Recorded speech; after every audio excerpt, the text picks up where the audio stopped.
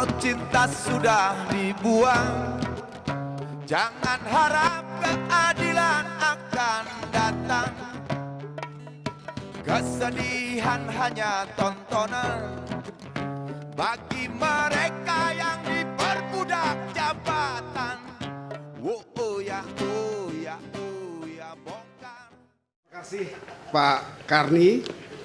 Ini tema yang sangat bagus buat saya malam hari ini adalah Pak Karni mengatakan roboh mahkamah kita.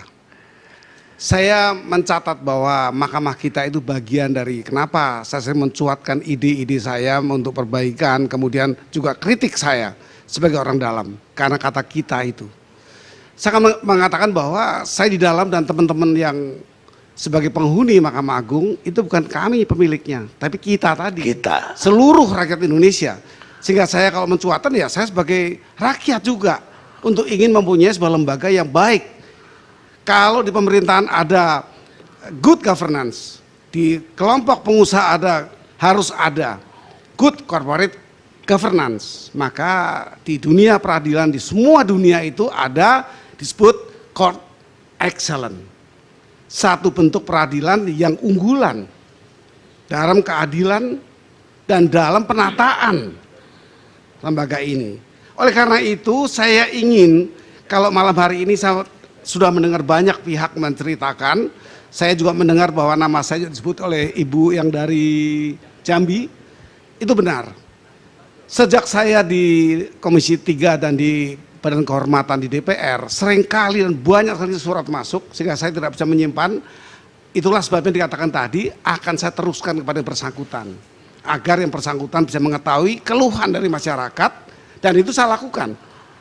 Kalau yang bersangkutan saya melihat kurang bisa menerima, saya serahkan kepada Bawas atau itu ada pengawasan. Itu kerja saya dari dulu begitu. Jadi saya telah memenuhi harapan masyarakat untuk apa yang saya bisa lakukan. Dan saya tidak pernah mau ketemu. Saya baru ketemu malam ini sama ibu, walaupun beliau meminta berapa kali untuk mengadu langsung. Saya selalu tidak akan ketemu sama setiap yang mengadu, tapi saya lakukan tindakan-tindakan yang mungkin bisa bermanfaat bagi yang bersangkutan. Kalau tidak bisa bermanfaat, ya tentunya saya sudah mencoba untuk menghubungi bersangkutan, keluhan masyarakat saya sampaikan. Pak Karni, saya mempunyai tema sendiri sebenarnya malam hari ini, agar ini mungkin bisa diterima atau tidak diterima, tapi inilah pikiran saya. Saya ingin mengatakan bahwa rombak tata kelola organisasi Mahkamah Agung. Kalau saya mengatakan organisasi, maka di sebuah organisasi ada pimpinan yang bertanggung jawab, dan tentu struktur ke bawah dianggap sebagai orang-orang dipimpin oleh pimpinan ini. Di jajaran Mahkamah Agung selalu dipimpin oleh dua orang yang di bawah Mahkamah Agung, baik pengadilan tinggi maupun pengadilan negeri, yang jumlahnya tidak sedikit Pak Karni. Pengadilan negeri di seluruh Indonesia, kabupaten kota itu ada 352. Jadi ada dua pimpinan di lembaga itu. Kemudian 30 pengadilan tinggi yang sudah dipimpin oleh masing-masing ketua dan wakil ketua. Dan ini ditentukan, ini tidak bisa mudah saja menuju jabatan itu. Ada kriteria, ada persyaratan yang ditentukan. Kalau untuk hakim agung, panitera dan panitera muda atau panitera pembantu itu melalui TPM, tim promosi dan mutasi yang dipimpin oleh Ketua Mahkamah Agung bersama pimpinan lainnya. Tetapi kalau di tingkat kelompok PNS atau disebut sebagai tenaga administrasi, itu dipimpin oleh Sekma atau Sekretaris Mahkamah Agung, kemudian disertai dirjen-dirjen yang berkaitan menurut kamar-kamar yang nanti menurut kelompok-kelompok yang mereka bertugas, dan itu bernama Baperjakat, Badan Pertimbangan Kepangkatan dan Jabatan. Disinilah penentuan orang memimpin juga. Artinya putusan Baperjakat itu akan ditempatkan di mana-mana dia menjadi pemimpin di bidangnya administrasi yang mendukung operasional dari peradilan. Nah, Kalau ini yang saya uraikan, maka saya akan menarik satu pandangan saya.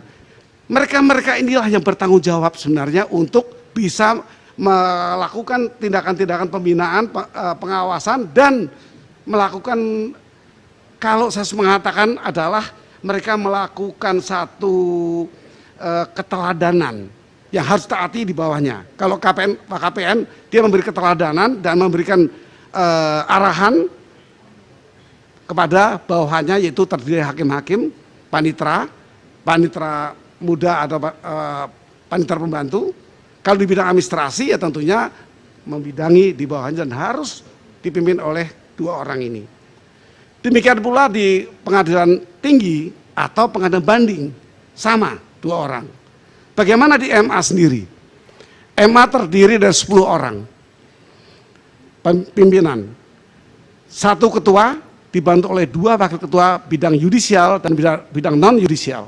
Yang lain ketua-ketua muda, bidang yang sekarang diganti dengan nama ketua kamar. Ini sering kali saya persoalkan. Istilah ketua kamar tidak ada di undang-undang. Siapa tidak tahu yang merubah ini, sehingga sekarang semua surat dinas menggunakan ketua kamar. Sebutan pun surat-surat resmi juga menggunakan istilah ketua kamar.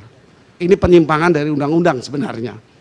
Nah, sekarang saya akan masuk kepada bagaimana seorang itu bisa ditunjuk dan bertanggung jawab. Dan tadi saya memberikan arahan kepada bawahannya. Kalau di PN itu tergantung PN-nya, ada PN yang berjumlah di bawah 10, lebih dari 10, membidangi lembaga-lembaga yang itu, yang dipimpinnya. Maka bagi saya TPM maupun Baperjakat inilah sumber terjadinya persoalan di bawah kalau para pemimpin itu tidak bisa melakukan kapasitas dari pimpinan. Oleh karena itu, bagi saya kalau kita masih mau memandang bahwa pimpinan adalah orang yang paling bertanggung jawab di semua lembaga, kalau di ketentaraan lebih jelas itu. There are no bad soldiers, but only the commander. Itu untuk tentara. Jadi jelas, pemimpin itu harus, kalau ditanya, kenapa nih hakim ini bisa menyimpang? Oh, saya bertanggung jawab, saya ketua pengadilan ini. Sampai demikian sebenarnya yang terjadi. Nah, apa syarat-syarat orang untuk bisa menjadi pemimpin yang panutan tadi di semua lembaga sehingga mengkikis habis atau paling tidak mengurangi penyimpangan-penyimpangan oleh hakim maupun panitera dan semua staf administrasi yang ada di sebuah pengadilan. Hampir sama syarat-syarat yang ditentukan untuk KPN, WKPN, KPT, WKPT. Yang berbeda hanya untuk MA nanti. Yang ini menentukan sekali dan memberikan pandangan saya kenapa ada terjadi satu kejahatan yang sampai dilakukan oleh seorang hakim yang baru-baru terjadi tertangkap tangan. Kemudian sebenarnya telah ada laporan ke KY 6 kali yang di daerah Bengkulu itu. Nah, yang di Jakarta Pusat sama, di Panitera Jakarta Pusat pernah diadukan juga menurut data saya. Artinya di sini sudah ada penyimpangan dari bagaimana TPM ini bisa menempati orang yang kurang mempunyai, ada 2 syarat yang mungkin perlu saya jelaskan. Pandangan saya tentu orang bisa menjabat jabatan yang paling strategis ini kalau dia memenuhi syarat perundang-undangan atau aturan. Ada 2 syarat undang-undang yang diatur pada Undang-Undang Nomor 8 tahun 2004. Ini tentang peradilan umum. Dan SK KMA tahun 2013 nomor 139 itu mengatur. Aturan antara lain adalah dia harus lulus uji kelayakan kepatutan seperti DPR. Kemudian ada kemampuan teknis yudisial melalui dan manajemen. Kalau ini menyangkut panitera itu di TPM. Sehingga ini 2 ini harus lulus. Yang lainnya ada track record sebenarnya dan ini sangat penting. Track record ini harus berpegangan bagi TPM maupun Baperjakat sehingga track record seorang itu dengan mudah dipelajari. Informasi dari KY sangat penting. Semasa TPM ini harus bekerja sama dengan KY untuk dia bisa menata orang. Nah, yang terjadi apa ternyata hakim yang tertangkap tangan itu, Pak Karni, sempat dipromosikan ke kisaran, yaitu sebuah pengadilan negeri di lebih besar lagi dari yang sekarang dia tertangkap tangan itu di Sumatera Utara. Saya tidak mengerti bagaimana proses TPM ini mengatur, memutuskan seseorang yang diadukan sudah 6 kali, kemudian akan dipindahkan. Sebelum dipindahkan tertangkap tangan, maka SK itu sampai dibatalkan. Ini kualitas dari penempatan pimpinan yang tadi yang paling bertanggung jawab. PN dan PT itu clear, saya pikir sama syaratnya, kepangkatan juga biasa untuk golongan 3A atau Hakim Madya Pratama untuk PN. PN pun ada 2 tingkatan, baik di PN kelas 2 atau kelas 1, kemudian PT juga hampir sama, persyaratannya haruslah orang yang lulus uji kelayakan kepatutan. Di MA ini mempunyai ketentuan yang lain untuk menjadi pemimpin di MA, yang 10 orang tadi. Yang 3 orang, ketua dan 2 wakil ketua itu melalui undang-undang khusus, yaitu Undang Mahkamah Agung dan Undang-Undang Kekuasaan Kehakiman yang mengatur persyaratan undang-undang dan juga track record. Kalau saya mempelajari ini dan itu opini saya, yang semestinya TPM itu jelas clear untuk melakukan. Untuk Hakim Agung itu Pak Karni, haruslah diatur dengan jelas di sini, saya mencatat secara khusus, adalah bahwa orang yang telah berpengalaman sebagai hakim. Sekurang-kurangnya 3 tahun sebagai hakim tinggi. Artinya berpengalaman paling tidak 17 tahun sebagai hakim di pengadilan negeri dan 3 tahun di pengadilan tinggi.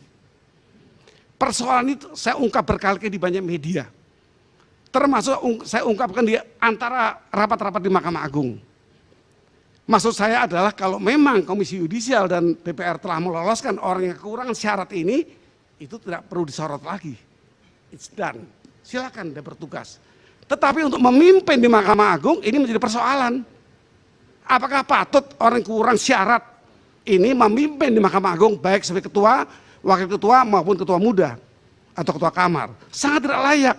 Maukah hakim-hakim agung dengan syarat 20 tahun yang sudah berpengalaman tadi, di antaranya 3 tahun menangani kasus banding, dipimpin oleh orang yang belum pernah atau sedikit sekali berpengalaman memeriksa masalah banding, yang langsung akan menangani perkara kasasi dan PK.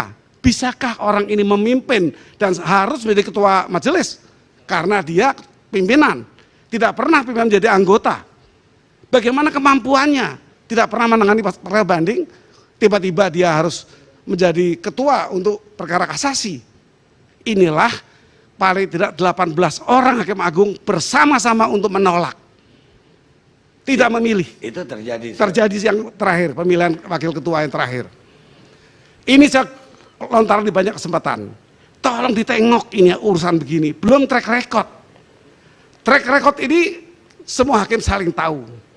Ketika bersama-sama di sebuah PN, ketika sama-sama bertugas mengadili kadang-kadang satu majelis, dia sangat tahu. Tidak benar kalau hakim itu tidak saling tahu, Pak Karni. Tidak benar kalau hakim itu tidak pernah tahu. Sekian puluh tahun bertugas, 20 tahun minimal, bahkan banyak lebih. Nah, oleh karena itulah track record menjadi penting untuk informasi, terutama KY, untuk melakukan satu koordinasi yang baik. Nah, kalau di lontaran tadi koordinasi tidak baik, maka ini kendala juga. Saya akan mengungkapkan di mana KY mungkin juga tidak ingat. Ada beberapa putusan KY yang tidak dijalankan oleh MA, yaitu mengenai non palu 6 bulan paling tidak. Saya menemukan beberapa. Pak, saya ingatkan pasal 22E Undang-Undang KY nomor 18 tahun 2011 dengan tegas mengatakan apabila rekomendasi KY atau putusan kalau ini tidak dilakukan 6 bulan, maka itu otomatis berjalan. Sekian banyak hakim agung diputus itu. Bagaimana putusannya yang setelah itu? Apakah sah secara hukum itu? Dia dalam posisi non-aktif, non-palu. Saya ingatkan, KY berhak untuk memutus itu sendiri. Kecuali dengan ancaman pemberhentian, barulah dikirim ke MKH. Saya beberapa kali sebagai hakim MKH. Saya memecat hakim yang nyatanya salah. Saya memberi non-palu juga, itu wilayah MKH. Atas ajuan dari KY. Tapi KY itu menurut undang-undang ini, 18/2011 ini punya hak Untuk menampalukan maksimal 6 bulan. Kalau KY beranggapan ini tidak sampai tingkatan pemecatan. Tapi putusan ini tidak berjalan. Padahal kalau dia tidak berjalan, tetap sah sebagai putusan, berlaku. Ini apakah sudah ketahuan Seperti publik? undang-undang tidak ditandatangan presiden. Sama seperti Jadi itu. berlaku. Jadi putusan hakim itu batal demi hukum. Ya, saya tetap akan berteriak seperti ini. Yang saya sama dengan tema Pak Karni adalah robohnya mahkamah kita. Saya merasakan kita itu bukan saya dan teman-teman saya di MA. Ini seluruh rakyat. Ini milik negara. Lembaga ini lembaga milik negara. Jadi bukan perusahaan. Ya. Itu saya mohon waktu sedikit Pak Karni. Oleh karena itu saya juga mendapatkan informasi yang sangat bagus yang mungkin bisa diperhatikan dalam pertemuan ini, yaitu lembaga eksaminasi. Hakim ini orang biasa. Ternyata ketika saya belum masuk sebagai hakim agung, saya merasa hakim yang sosok yang sangat-sangat harus diperhitungkan luar biasa. Ternyata memang hakim ini orang biasa. Tidak ada kelebihan dari orang lain. Yang luar biasa ada putusannya, dan putusan yang adil, putusan yang betul-betul excellent. Itu putusan hakim yang mulia itu sebenarnya, bukannya orangnya bagi saya. Oleh karena itu ada usulan dari Asosiasi Pimpinan Perguruan Tinggi Hukum Indonesia, disingkat sebagai APPTHI. Ini mengusulkan sebuah bentuk mengexam semua putusan hakim yang dianggap kontroversial. Ini LBH pernah melakukan, IDW pernah melakukan. Hanya APTHI ini membuat gagasan baru. Gagasannya adalah mudah-mudahan ini dibentuk oleh Presiden, sehingga ini merupakan eksaminasi nasional. Resikonya tidak akan merubah putusan. Ini satu asas yang universal. Putusan tetap, tapi hakimnya yang dipersoalkan. Misalnya kalau 2 kali atau 3 kali dia terkena sanksi dari tim ini, maka dia akan direkomendasi untuk diberhentikan kepada presiden, karena hakim diangkat oleh presiden. Ini kira-kira pandangan saya. Kemudian saya harus menggambarkan sedikit bahwa apa sih kekuasaan hakim ini sebenarnya. Apa kekuasaan ini betul mutlak? Apakah KY ini bisa mengawasi dengan kekuatan yang besar untuk hakim? Hakim ini punya power yang luar biasa untuk memutuskan banyak hal, termasuk mencabut nyawa orang yang dianggap bersalah maksimal.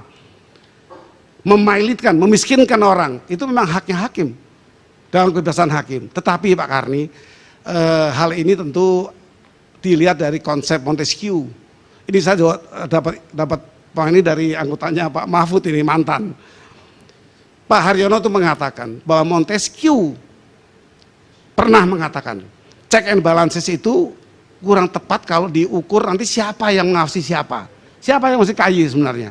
Kalau KY mengatakan putusannya untuk dipecat, siapa yang bisa mengawasi KY itu betul? Yang tepat menurut Pak Haryono adalah power dimiliki oleh hakim ini limited by power. Apa itu yang diartikan itu? Power itu kekuasaan yang besar, harusnya dikontrol oleh kekuasaan, bukan oleh lembaga atau orang. Nah dalam hal ini saya sandingkan dengan bagaimana kalau SPDP dari penyidik kepada jaksa. Jaksa pemeriksa akan selalu ingat bahwa SPDP tanggal sekian, masa penyidikan berapa lama. Ini juga sama, power limited by power. Bukan jaksa yang berkuasa di atas jaksa siapa nanti, tapi memang itu aturan. Jadi SPDP ini merupakan bagian kontrol dalam bentuk bukan lembaga atau orang, tapi kekuasaan jaksa untuk mempertanyakan. Demikian jaksa dikontrol oleh yang lain. Kalau jaksa ada waktu-waktunya untuk P21 dan P18, 19 yang lain itu ada waktu-waktunya. Waktu-waktu itulah kontrol dari kekuasaan, dari wewenang. Demikian Pak Karni, terima kasih. Sudah ada Pak. Kekuasaannya di pra-peradilan kalau tadi jaksa sama. Tapi tidak tidak dilaksanakan dengan konsekuen pra-peradilan itu. Jadi pra-peradilan Pak Karni boleh dilakukan oleh jaksa dan oleh polisi dan saling secara secara horizontal. Itu limit by power. Tapi Pak Karni saya menambahkan bahwa saya mengapil presiden sebagai kepala negara, bukan kepala pemerintahan. Melihat carut marut peradilan tadi kita dengar semua, kita menyaksikan dengan baik semua bagaimana carut marut ini saya mengistilah turbulensi. Kenapa turbulensi? Kalau dipinjam oleh penerbangan, maka ini sudah masuk ke kokpit. Ini sudah masuk pada pilot dan teknisi yang ada di kokpit. Artinya demikian tadi sadapan-sadapan mengatakan atau percakapan BBM itu menyebut-nyebut nama Hakim Agung. Menyebut-nyebut pimpinan itu. Di antaranya bukan cuma Hakim Agung, biasa. Pimpinan sebagai ketua muda bidang masing-masing.